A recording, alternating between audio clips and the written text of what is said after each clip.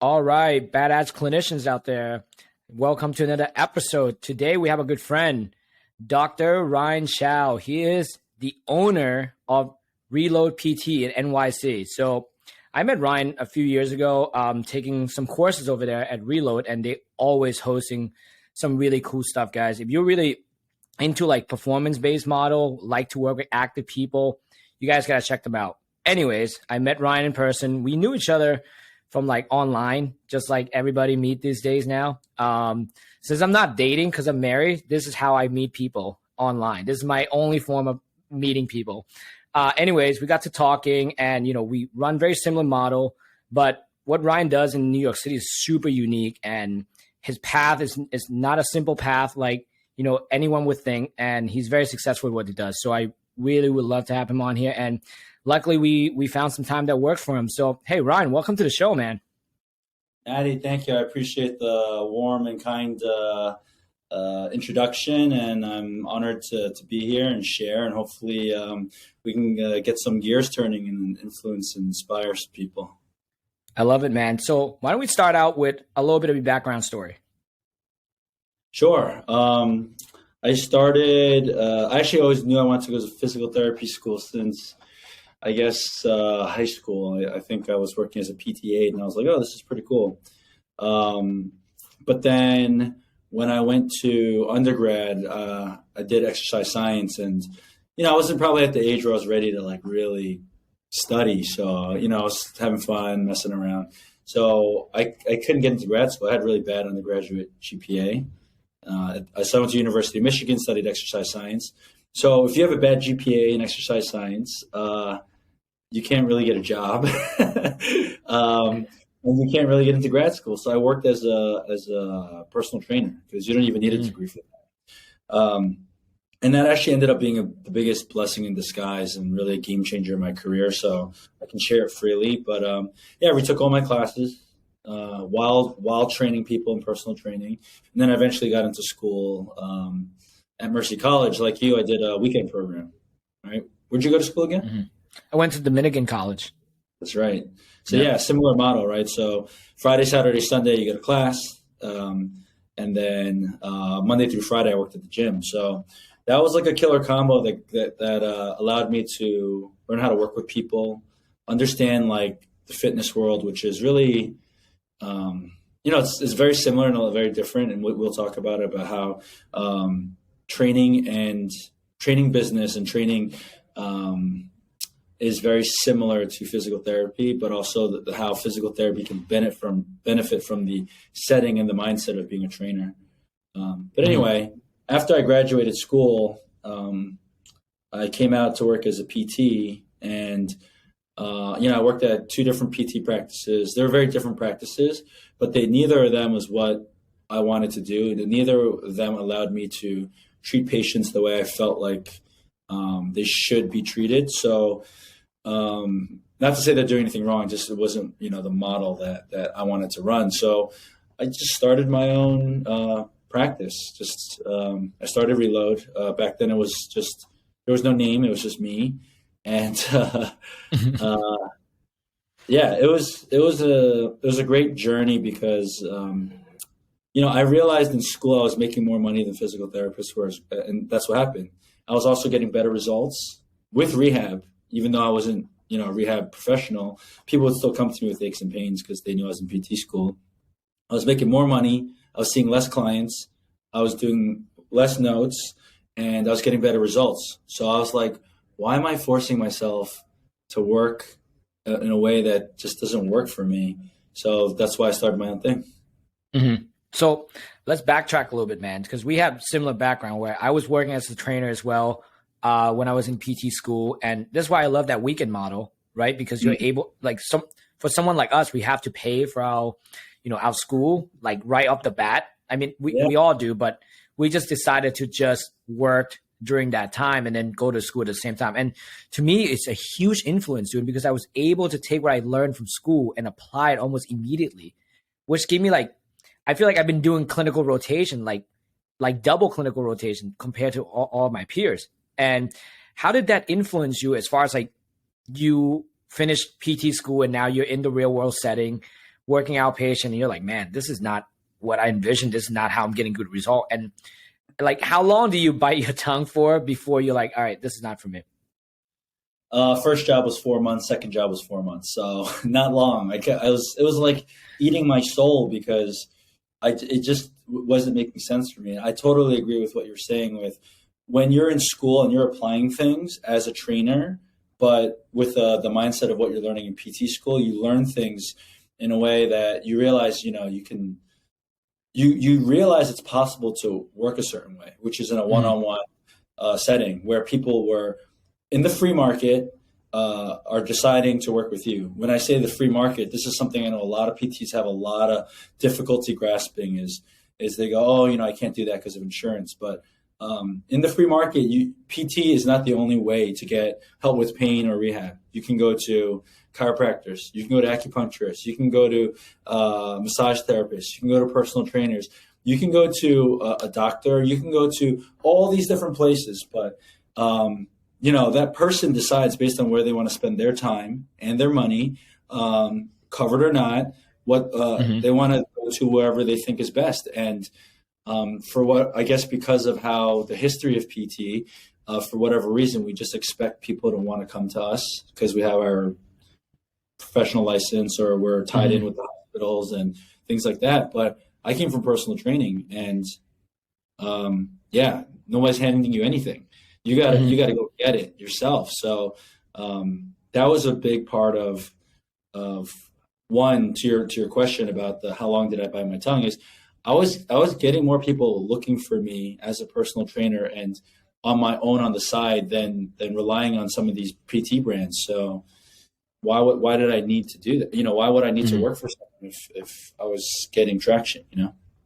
Yeah, I agree with you, man. So when I first came out, I was like, oh man, like I was seeing 3 patients an hour, and I'm like, man, I'm not getting them well at all. And the biggest thing for me is like, wait, if people are willing to pay for personal training, and I have personal training background, I have all these exercise knowledge, and now I'm a rehab specialist, why aren't people willing to pay for what I do now? I'm just like, this doesn't make sense. So I'm like, I'm just going to go back to what I know, which is one-on-one personal training. And I'm just going to add like a little spin to it. Right. And then the best thing about being a personal trainer before I became a PT was people always come to you with aches and pain, right? When you're personal training someone, they always have some sort of pain. And you're like, all right, am I going to put food on the table by saying like, oh, I'm not going to see you because you're in pain? You're like, no, I got to get smart about this because we're still goal oriented. They still want to lose weight. So I was like, all right, well, we're just going to, modify some exercise, still do this. And then guess what? 2-3 days, the pains are gone. And now they get a good workout as well. So I'm like, wait, why aren't we doing this in PT? That's exactly right. That's literally the mindset that I had, that when people don't have a personal training background, they never go through that logical thought process. And that's why I say, in the free market, because it's like, well, people will just go to someone who can help them, and they don't really care what the title is at that point. And to your point about training, every single trainer I know works with people in pain. If we stopped every single time there was aching or pain, then we would never do anything. And, that's the whole thing, is we know that hurt doesn't equal harm always, and we know how to rule out red flags. So why wouldn't we, either modify or work around or even directly address these things? If we know it's not anything dangerous, then it's okay if they feel something, right? Yeah. So let's talk about when you first started Reload, right? So it's been 8 months. You clearly does not work. Like I got something unique here. I think this is something I can work with. How do you do? This is the biggest problem I have with New York State, right? Where direct access is not granted to PT until 2 or 3 years out. Is that correct? Now, how do you go ahead? Someone comes to see you, right? And if you guys go to Reload, you can see the environment is not a rehab place. You're going to go there. You have to work out. You're walking up the stairs. There's like all these badass saying on the stairs already.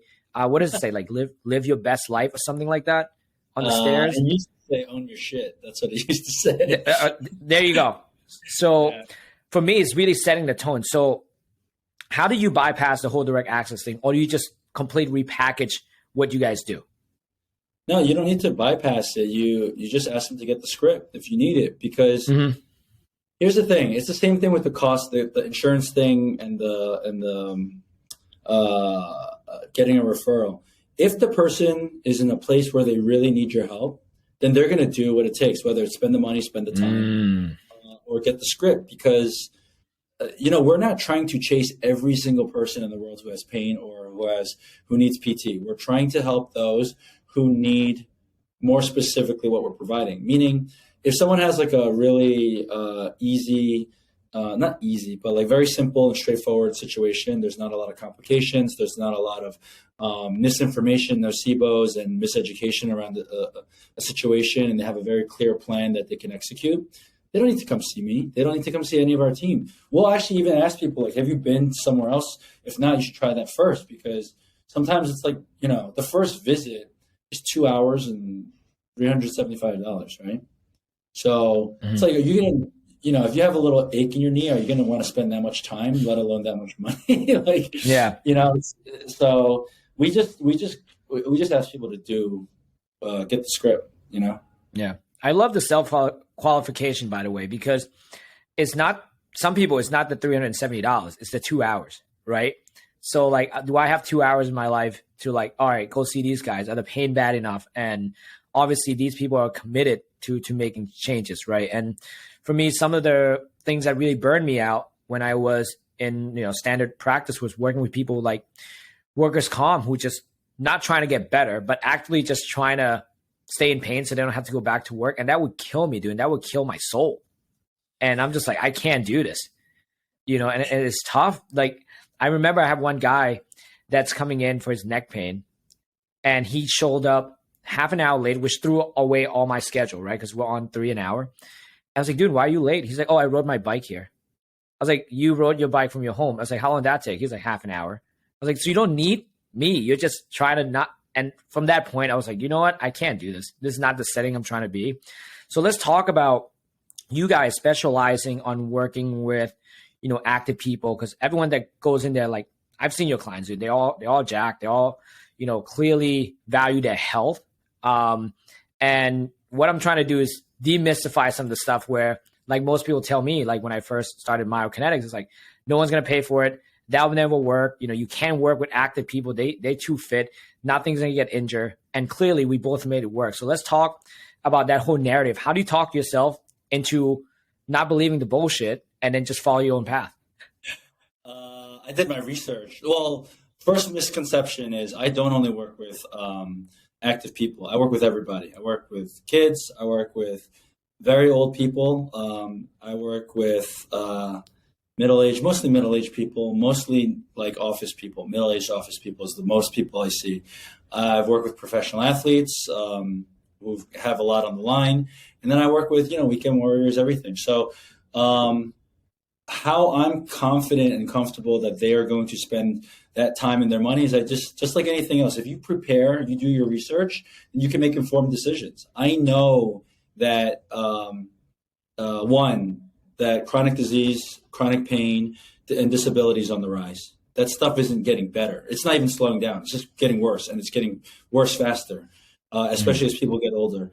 So I know there's a lot of people who have these issues. Like, it's like studying low back pain. It's like, 80% of the people in this world, according to one study, at some time will have debilitating back pain. So doesn't it make sense to kind of understand how back pain works? Mm-hmm. If you know the math, right? You know the research. If you know that, also if you do your research, you know that, okay, well, who are their best options for this? So you look into the best options. You look at the success rates of surgeries, shots, all these things. It's not that high, is it?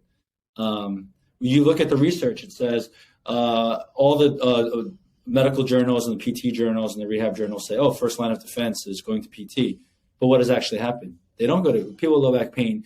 They get imaging, they get surgeries, they get injections, they get everything but the thing that everyone says they're supposed to get.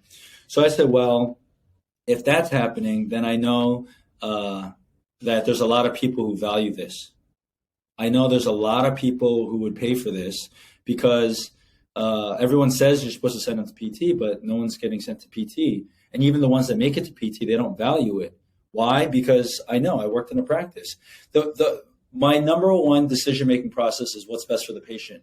Based on Mm-hmm. their model, I had to decide what's best for the patient, but allows me to also see four patients, do insurance and this and this and that. And then, so what ends up happening is patient outcomes is like the sixth priority in care. Mm-hmm. So I said, well, if that's what everyone else is doing, then this is very simple. I'm just going to create a model where I get to make decisions based on what the patient needs. And that's, and then I'll figure out how to make money afterwards. But, Mm-hmm. you take care of one and the other one takes care of itself, because it's so rare that people are able to do that. Everyone's well-intentioned, but whose model puts that into account? That's why we do 2-hour initial evaluations, because how am I supposed to figure out someone's fears, concerns, and worries? How am I supposed to understand psychological factors, social factors, barriers to, staying active or executing a program? Misinformation they might have had about, squatting's bad for your knees, or, my doctor told me it was degenerative, or whatever they learned or heard before is, my SI is out of place. Whatever nonsense or nocebo they've had, I need to be able to identify it so I can help them replace that unhelpful belief that's driving unhelpful behavior, like avoidance of movement, and then replace that with a more helpful belief that drives better activities, meaning the person who comes in, they want to do the program. I don't have compliance issues because I make people understand how they ended up here by listening to their story, or at least my hypothesis of it, and how we're going to approach it and what to expect.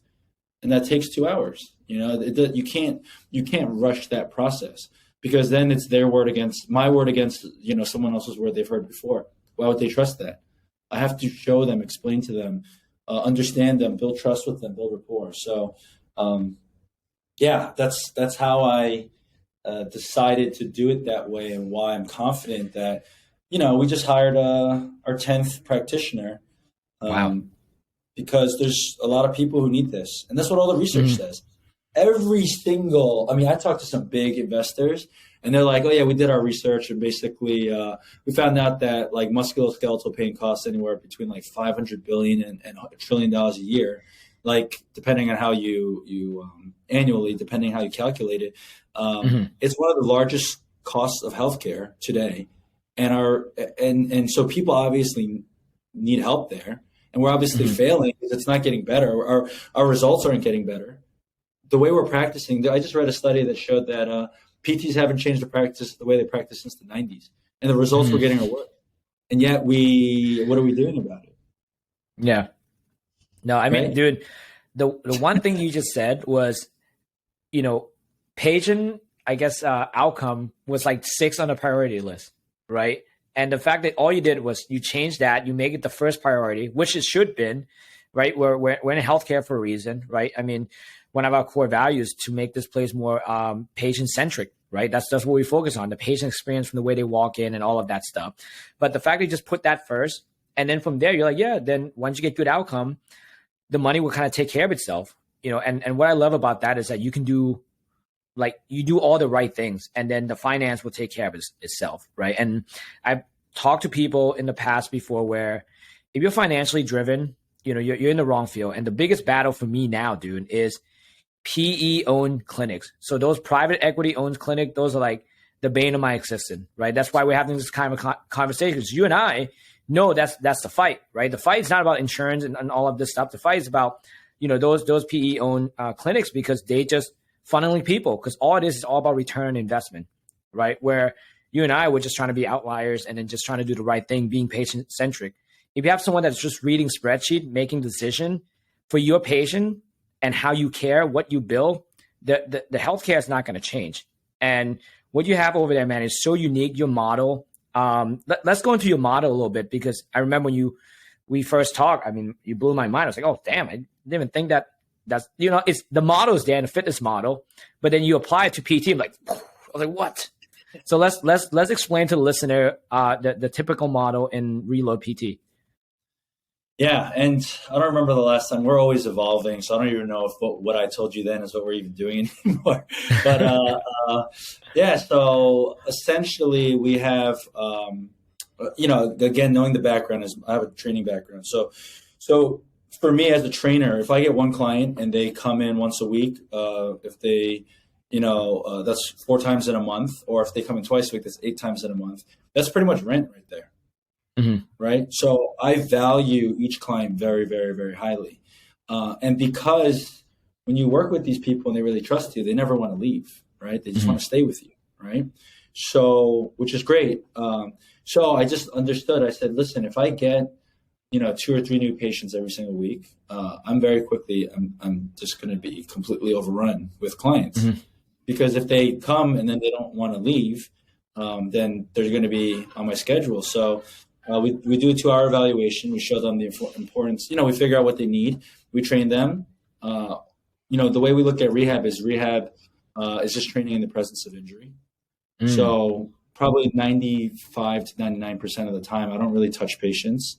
I don't do anything like that, even though I thought that's what was going to differentiate me after I came out of PT school. But it was really just understanding how to educate and how to train people even smarter. So because we have such a hands-off approach, people want to continue with us. They're like, well, I don't know why I would go back to what I was doing before, because I'm getting more fit and I'm out of pain and I'm getting more fit and I'm doing stuff that's, closer to what I want to do and reaching my goals. I'm getting closer to my goals, so I want to stay. So we hired, Joe and Gary and other people on our team, and then their books got booked pretty quickly because everyone wanted to stay. So then we started thinking like, well, and then we started hiring more people, and we started thinking like, well, this is going to go on and on forever unless we think of a more scalable solution. And so a lot of people, we have group classes and we have trainers, because our trainers are trained in rehab sciences. So understand pain science, understand sports science, understand recovery science, understand load management, understand all the different modalities. And the other way around, all our clinicians know all the training modalities. So we understand each other. We have a common base of knowledge. So when someone no longer has a really acute issue, or they understand how our plan, how training fits into our plan, and they're comfortable doing it, we'll have them train with the trainer. And when the trainer feels like they've taught them everything they need to know, how to lift, how the flow of the session goes, what it should feel like, what are the different types of workouts, then we can put them in groups. So we have small groups where people have semi-individualized programs, and but so you have some personalization, but you have groups of 4 or 6 people in a group working with the trainer, and all of that is helping them either get out of pain or stay out of pain. Wow. Yeah. I mean, that's exactly the model you told me. I think you guys just went, adding the small group is so great, man, because it's the continuation of care, right? Because care doesn't end when people are out of pain. If no insurance involved, right, you can justify training or working with that patient for as long as possible, because it's a lifespan thing, right? It's a health span thing. So this is going to go to the next point, right? Where you and I have talked about, lifespan versus health span. And this is a big influence on both our models. And, I just want you to expand into that, because some of the listener here, that might be the first time they heard of it, right? Because everyone's always expect like, oh yeah, life expectancy, which just went down. But it doesn't matter if it went down or not, because our health span has been so low. So it doesn't matter. So how do you differentiate those two key things? So lifespan is, the average expected life, the years that someone's going to live. So life expectancy, and then health span is the quality of life within those years. So since I think the industrial age, our lifespan has increased from, I think, like 65-ish to about 88 years today in the U.S. However, health span has not improved at the same rate. So although people are living longer, they're not living better. This is something my mentor, Dr. Craig Liebenson, has taught me, and it's helped me open my eyes towards this. And essentially, people are dealing with chronic pain. They're dealing with, that's on the rise, chronic disability. Disability doesn't mean you're in a wheelchair. It means that your affordances are decreasing. Like, oh, maybe I can't stay as active anymore because it bothers my knee. Or, oh, I only go to visit my friends once in a while because I don't like driving in the car because it hurts my back when I sit there for too long. And you're not disabled. You can live your life, but your life changes. And it's very subtle. but your life starts to shrink. And because of that, we know chronic disability is on the rise. We also know chronic diseases are one in two adults in America have chronic disease, and most of the people are passing away. The number one cause of death is chronic disease. But it's just infiltrating so many things. And our best solution for chronic disease is one of the best is staying physically active, because we have an inactivity issue. Chronic disability, same thing. There's studies that show that one of the best solutions for low back pain, to preventing relapse in pain or limiting the risk of pain coming back in the future, is staying consistent with physical activity. Staying 6 months or more of physical activity is one of the best ways. It's not even the type of exercise: core training, flexibility, yoga, strength training. Some research shows that some are slightly better than others in certain cases. But the idea is that if you just stay active, most of the time, that's the most important thing. That's the biggest rock, the biggest KPI: consistency, that type of training for let's say low back pain specifically. So I started looking at all this evidence. I said, well, sure, in PT school, they always try to tell people you want to empower them, you want them to be independent. But the research today says supported self-management is the best thing. Because for example, I did a discussion with my mentor, Craig Liebenson, and this researcher in Denmark. His name is Jan Harviksen. He's one of the authors of the Lancet 2018 low back pain expose. They basically got all the best researchers on low back pain around the world. I think it's 5 different countries, 20 different researchers, and they summarized all the research. And they said, Jan told us in that discussion, he said, 60% of people with low back pain, they're gonna have some sort of relapse once a year. It just is gonna come back every year. We don't know why. It just happens. So if we know that's the case, one, we should be telling people that. It's like the flu. You leave it alone. Once a year you get it, or a cold. You get it, you treat the symptoms, you stay active, you just live your life, and then it goes away. But with low back pain, it's don't over medicalize it. Don't freak people out. It'll pass. Just stay active. One, that should be the advice. But two, if you think about that, 23% of the time, it just kind of goes away completely. 7% of the time, or 7% of the time, it never really goes away. And then 60-something% of the time, it comes back every year. So if we know that's the case, why aren't we keeping people active? If we know frequent activity keeps them out of pain, if we know training people and getting people active when activity, our society has become so physically inactive, and we're trying to provide medical solutions for a lifestyle issue, for a lack of activity issue, then why aren't I taking my opportunity where someone gets hurt and then teach them these things so that they learn how to stay active, so they learn how to hit the physical activity guidelines? Because when you hit the physical activity guidelines, your risk for all these things just go down anyway. So it's almost irresponsible to not support people in the long term. I'm not saying they have to come in 2 or 3 times a week, every week for the rest of their life. But if I can give you a training program, a basic program that takes into account your injury history and your goals, or if I give you programming, or if I just help you do the classes in a more scalable, accessible manner, then why wouldn't I do that? Yeah, dude. I mean, oh my God, so many good points. And what I want to add into that is, when you go into PT school or whatever it is, when I do guest lecture, we always ask hey, as PT, what are we really good at? And people's oh, we're good at exercise. I was like, are we? Because we're not good at prescribing them. Are we good at demonstrating them? Because half of you might not be able to even demonstrate that, right? And I think the problem stemmed with, not the school themselves, but the lack of emphasis of PT themselves being physically active, to walk the walk, to talk the talk, to do all these things, to go through the pain that your patient's going to go through, right? I have debilitating back pain myself. That's how I became a PT, doing some front squat, doing some silly stuff. But I still train. My back hurts then and there. Why wouldn't it hurt? I'm always training. But the whole point is that I think, you know how the military has that test before they can get in? You got to run a mile and a half, do all this stuff. We should have those kind of physical tests for PT. I'm being honest, dude. If you're going to go into outpatient practice, ortho, and you're going to work with, general population, but hoping to get them fitter, more active, because that's a long-term solution for them.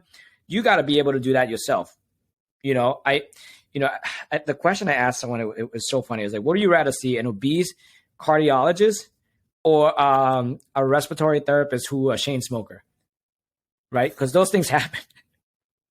So, I think, and you guys do this, right? You guys work out as a group, and I love it. Like, we do it here.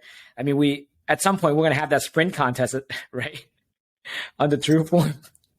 No, this is a very controversial topic for physical therapists because I agree that we need to understand training in order to really do it. Prescribe it and to do it well. However, I know you can be a very good clinician without working out. Like, I know that if you're smart and you're dedicated and you're focused on your clients, you can still be a great clinician without training.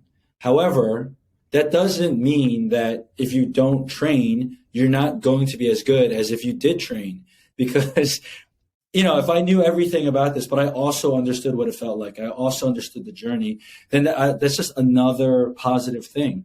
And I think too often the conversation with PTs, I see so many of these silly conversations online where people are like, oh no, you don't have to work out to be a good PT. Sure, but is it going to hurt you to be better at it? Of course not. Like, I made it a minimum requirement on our team to pass the kettlebell certifications, RKC or Strong First ones, because there's a physical journey there. And it's not that I want you to be so amazing with the kettlebell. It's I want everyone to know what it's like to go through that journey, to struggle, to have doubt, to work towards something, to have a time deadline coming up on them, to understand that this is novel and this is weird and I can't just do anything randomly and then pass the test.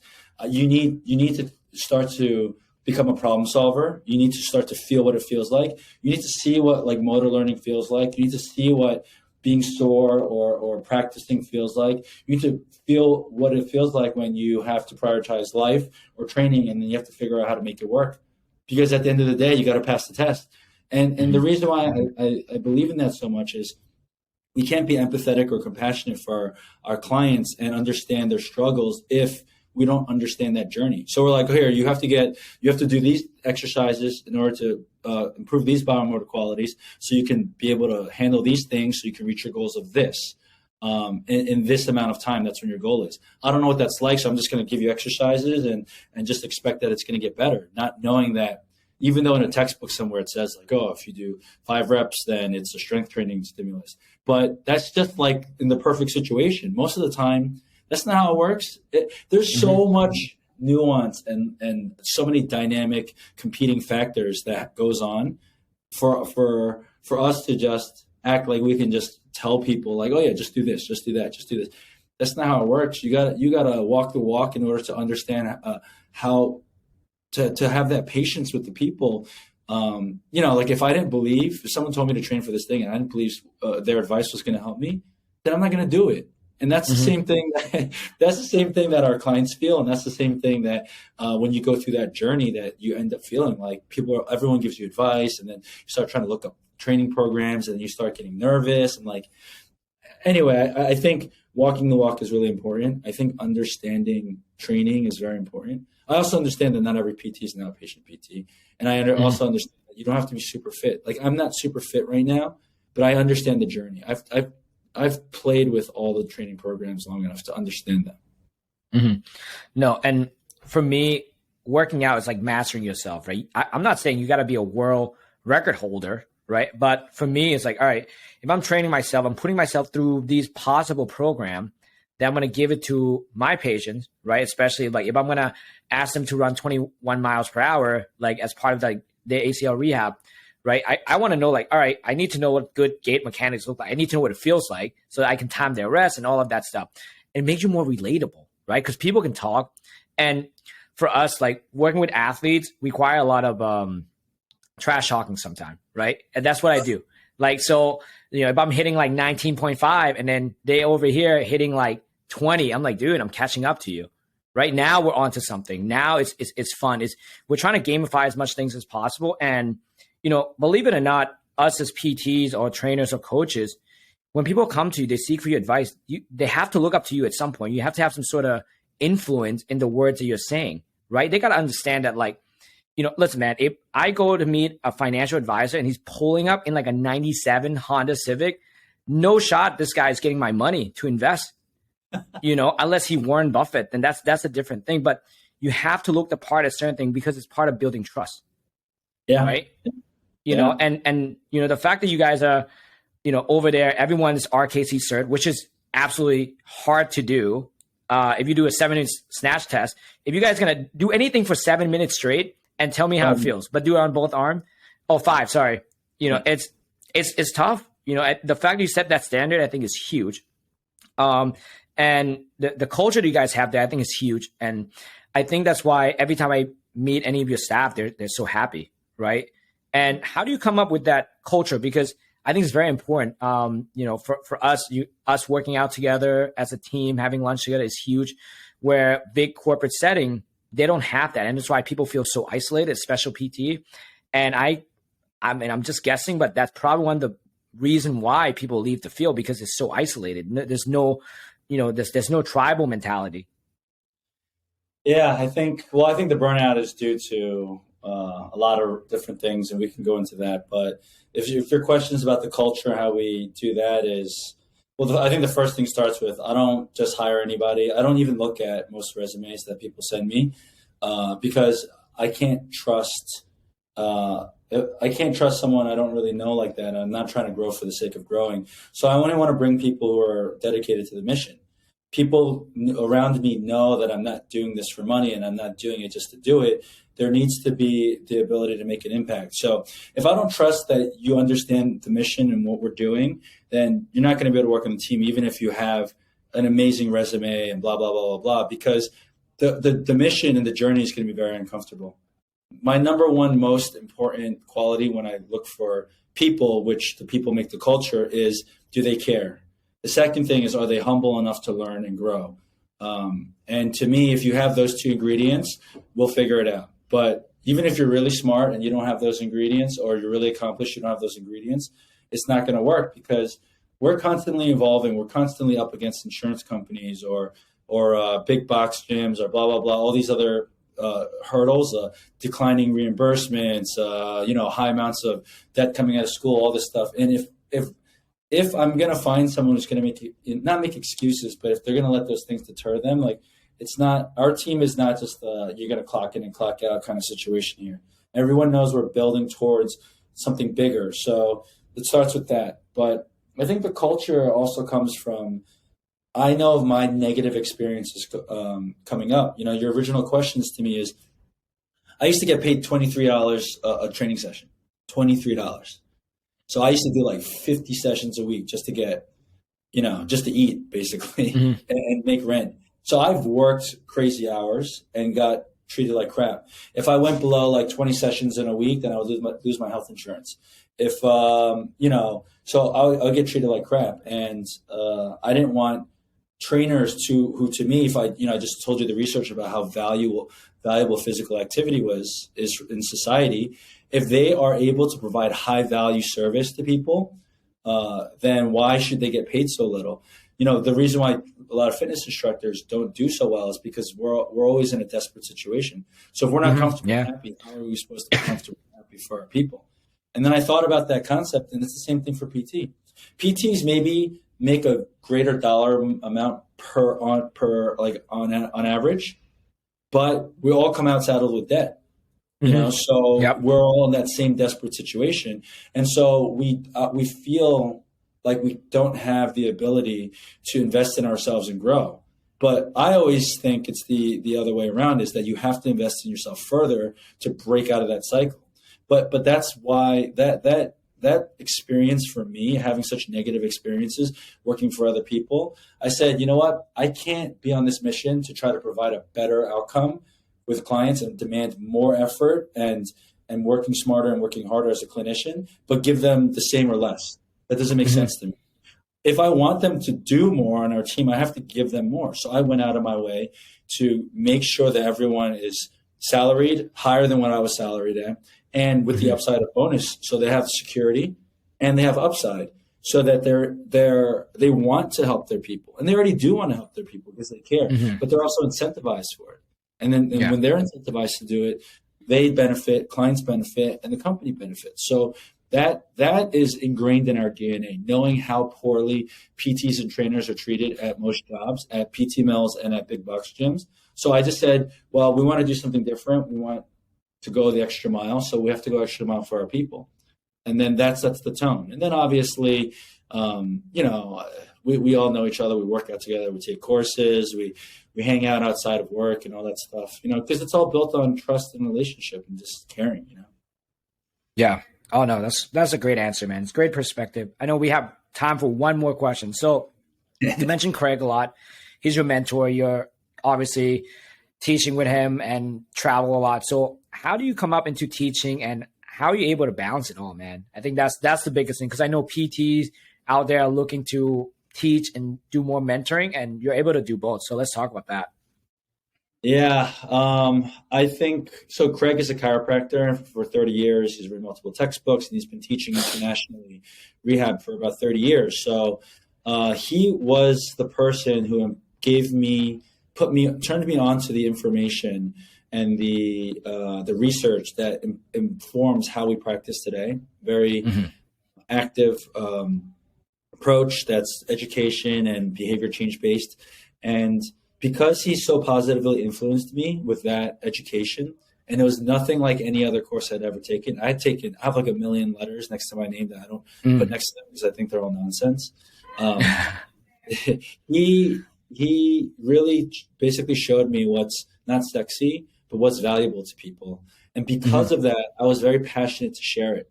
So I used to bring groups of 10, 15, 20 people to different cities to go learn from him. So in Chicago and Virginia and California, and I used to just bring people to go learn from him because I felt like it changed my life. So I felt like it could change other people's lives. So that's why I started doing that. And then I started just hosting him in New York because, it gets kind of hard to do that all the time, to travel. Yeah. Or bring him to New York. And then I had taken his courses so many times that he knew that I could assist him. So, I probably took his 3-day course, 2.5-day course. There was 3 of them back then, and I took each one 3 times. So I probably, whatever that math is, I took the course 3 times. And he's always updating his science. So for me, when I teach, I'm really learning. I'm just sitting there listening to the latest he's been researching and putting into practice. And he taught me how to practice, translate evidence into practice. And I watched him learn and then applied in his practice. When I used to shadow him, I used to fly to LA and just watch him work so I can learn. And I would take a course together with him, and then I would watch him put it to work. And I would watch him funnel out the stuff that was helpful and then remove things that weren't helpful. And that's how I learned. And because of that, I wanted to empower other clinicians and trainers. And that's why I started teaching with him. And I think the fact that I was working every weekend going to school every weekend and working on the weekdays got me used to that lifestyle. So when I had to fly over to, St. Louis this past weekend, or Sydney in Australia, in Melbourne, or Korea, we've been to Prague, we've been to all over the world. And I just got used to spending my weekends doing that and then working on the weekdays. So it's not easy for sure. And I don't want to do that forever, but there's a huge opportunity to help people break out of the status quo and to do something more valuable to for the people they're serving. So that's what drives me. That's why I do it, not because of the money. I would make more money if I just stayed here, honestly. No, I love it, man. You're such an active learner, and every time we talk, like I always enjoy our conversation, right? I mean, sometimes I make it the point just to go over there to take one of the courses there, just to get to hang, just to catch up and have something like this. So listen, man, I know you got to run. I can't thank you enough, man. You're doing a lot for Outfield. You're really setting the tone with what you're doing, and just the way you think. You really think outside the box. And I know the listeners on this podcast will appreciate that. Just because, you're hitting a brick wall somewhere, that doesn't mean you just give up. You just find ways. You make it work. You find your own recipe, and again, I appreciate your journey because it's very similar to mine. And just to have this kind of really candid conversation about, our background and what we're doing now, I think it's great. And, we're always fighting for a better future for our field, right? Like I take pride in being a PT, and I know you do as well. So, that positive influence you have, man, like just please keep it going. We need it more now than ever. So before you go, man, where can people find you? Man, well, first I got to respond to you is I didn't know as much about your journey until we talked today, but I know it seems like it mirrors so well. So I know we see eye to eye in so much, and you've been so gracious to have me on and to basically represent our field and to uplift others. So I appreciate you and what you're doing, and I appreciate you taking the time to speak with me and to come to courses and to share your book to me and your ACL book, rehab book, which has been very helpful. And just, being part of a community of people who are trying to inspire others to show people there's another way. So thank you as well. And so I really appreciate you as well. But Thank you, man. Yeah, for sure. I guess on social media, just look up reload.pt on Instagram. We have a Facebook page, although it's a little dated. Our website, reloadpt.com. You can email me, ryan@reloadpt.com, or, slide into DMs on Instagram. I'm always trying to help people who want to make change. So whether you're a clinician or a coach or whatever, chiropractor, doesn't matter to me. I know there's tons of opportunities for other people to do the things that you're doing and the things that we're doing. I don't want to try to create a monopoly. I think this should be available to everyone, everywhere. So I want to help as many people get to that point as possible. So, hit me up on those channels, and hopefully we'll connect sometime. Well, guys, I hope you guys enjoyed this episode. But honestly, if you want to meet him and his team, go take the classes, man. Like there's courses everywhere. Go to Derek Hansen course. That's a great course. Go to Lee Taft, go to Craig course. Craig is just a fun guy. He's a great, presenter. It doesn't feel like you're in a course at all. And, maybe you guys get lucky. You can grab lunch with Ryan and his team, pick his brain a little bit, but definitely show up, see what it's about. Listen, man, you get a chance to go to New York City. You get a chance to see a beautiful clinic. Why wouldn't you? Right. So Ryan, again, thank you so much for your time, bro. I really appreciate you. Yeah, likewise, man. I know it's hard for us to get linked up, but I'm glad it happened. Great.